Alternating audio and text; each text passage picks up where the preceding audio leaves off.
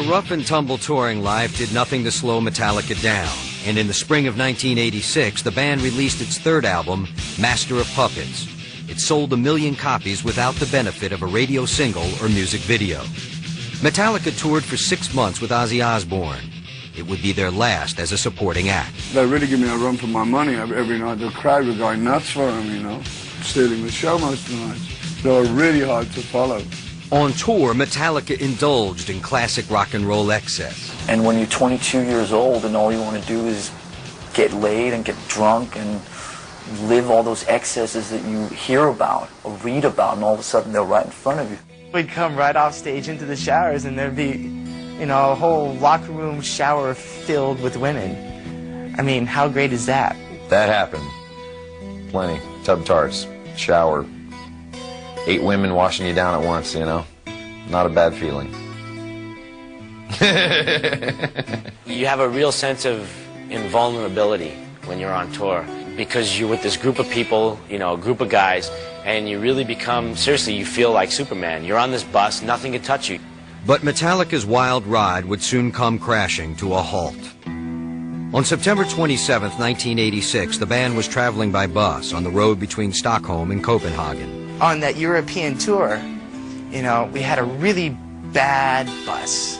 These particular buses weren't purpose-built that we have now. They have normal windows like a passenger coach, and the bunks are just bolted in. Then they put cardboard over the windows. Earlier that night, a friendly dispute between Kirk and Cliff over sleeping arrangements concluded with a draw of cards. The first card that Cliff picked was the ace of spades, and he looked at me and said, "I want your bunk." And I said, "Fine, you take my bunk, I'll sleep up front. That's probably better anyway, you know." Later on that night, about 5 or 6 in the morning, I heard a skidding, I heard a vibration, and then this motion. I thought we were going off a cliff. He overcorrected to get back onto the road, and as he did, the back end came around this way, and it started chomp, chomp, chomp. It's the sound of screeching brakes and being flipped around like a piece of clothes in a dryer. Just got woke up, like hot coffee getting poured all over me, you know, from the coffee machine, and, you know, the bus was on its side. What happened? Is the bus gonna blow up? I jumped out of the bus and took off. Did the 100-yard dash in about 7 seconds flat. And we're standing out there in our underwear and, you know, 10 below. And I heard everyone screaming except for Cliff. And I thought, oh my God, something's wrong. Seeing the bus driver just, you know, freaking, frantic. And I turned around and I saw Cliff's legs sticking out from underneath the bus. I went to, you know, pull him out, wake him up or whatever. It's like, you know, he's not moving. And the driver walked over and started pulling on the blanket that was underneath the bus next to Cliff. And I said, "What are you doing?" I grabbed him and said, "Don't you take that away from him." Against all odds, the band hoped that somehow, some way, Cliff could be saved. A crane turned up, a big crane with a jib and all that, and they hooked a chain around the bus, and they picked the bus up. There's still people trapped under the bus, but everyone else was okay. I don't know if Cliff was dead at this point or not, because the bus actually slipped back after they picked it up. They lifted it to pull him out, and it slipped back and landed again on the floor.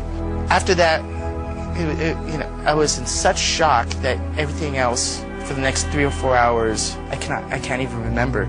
Kirk and James yelling at the driver. "What did you do? What did you do?" What happened? You know, what's going on? You know, is this guy drunk or la la la? Oh, we hit some black ice. And I recall in my underwear, you know, and socks, walking for miles, looking for this black ice, walking back on. Where's this black ice? I don't see any black ice. And I wanted to kill this guy. I was gonna end him there. Early Saturday morning, September 27, 1986, on the road near Ljungby, Sweden, Cliff Burton died. He was 24 years old. He just got thrown out the window and boom, the bus landed on him, and basically, by all accounts, I mean, he never woke up. You know, to this day, I just think, you know, it could have been me, it couldn't have been me, but it's never left me to this day. You always feel protected on tour. Nothing bad can happen like this. It's not allowed. You know what I mean? This is rock and roll, man. Nobody dies. but they do, and it had happened, and it was hard to grasp that. Drinkers we were. We went back to the hotel and just drank, you know. I remember at 4 o'clock in the morning, I could hear James down on the street, drunk, screaming, Cliff, where are you? And when I heard that, I just broke into tears, you know. Within hours, news of Cliff's death reached Metallica's fans in America. One such fan was Flotsam and Jetsam bassist Jason Newsted. I remember tears hitting the newspaper. Killed in Sweden, Metallica bassist Cliff Burton, 24 years old or whatever, and I'm just lost it. Lars, James, and Kirk returned to San Francisco to attend the funeral of their friend and bandmate. Lars took over from then on, and you know, in all fairness to Lars, without Lars Ulrich, that band wouldn't be where they are today. With the added pressure of a Japanese tour scheduled to begin within a month, the band auditioned 40 prospective bassists in San Francisco. I can remember those auditions just being really, really bad because we were drinking throughout the whole thing. We were still grieving, obviously. We tried out quite a few people. Les Claypool from Primus was actually one of them. Lars was all, "You're not used to playing this kind of music, are you?" And I was like, "No, hey, you know, you guys want to jam on some Isley Brothers tunes, you know?" And nobody laughed at my joke. He was too good. He was like, "Okay, you got your own thing," you know. They never called me, and I wept like a little girl. Well, a guy would come in that just didn't look right or whatever, plug the bass in for 20 seconds, next. I mean, it was cold. And I'm just going whole, I was shaking in my boots. Jason, we thought, was the man.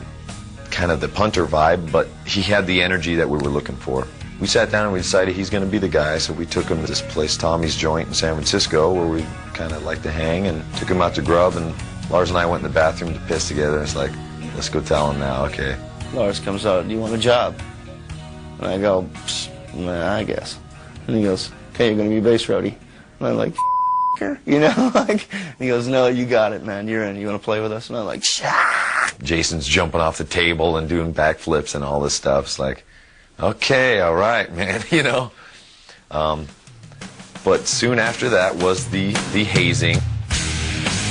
We gave him a pretty tough time because we didn't want him to think that he just like waltzed into a perfect situation, you know.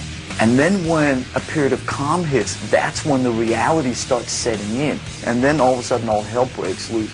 And then the emotions start coming out. You know, I hate to say this, but Jason became the scapegoat for you know, the tragic loss that we had just experienced with Cliff. With the specter of Cliff Burton's death hanging over the band, they embarked for Japan in the fall of 1986.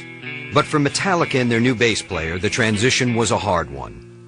We were all trying to see his boiling point, you know, or how much he can take, you know. We told everyone he was gay. We would go out to the hotel bar and like buy drinks for everyone and charge it to Jason's room. And then we went to sushi that night. Jace, that green stuff, it's mint sauce. Put some of that, you'll love it. Wasabi. But he kept walking into every single landmine and every single trap we set for him. And that just made it more and more fun.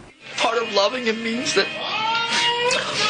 he has to accept us for who we are, which is not easy. I mean, everyone thinks, wow, this guy's landed the greatest gig, etc.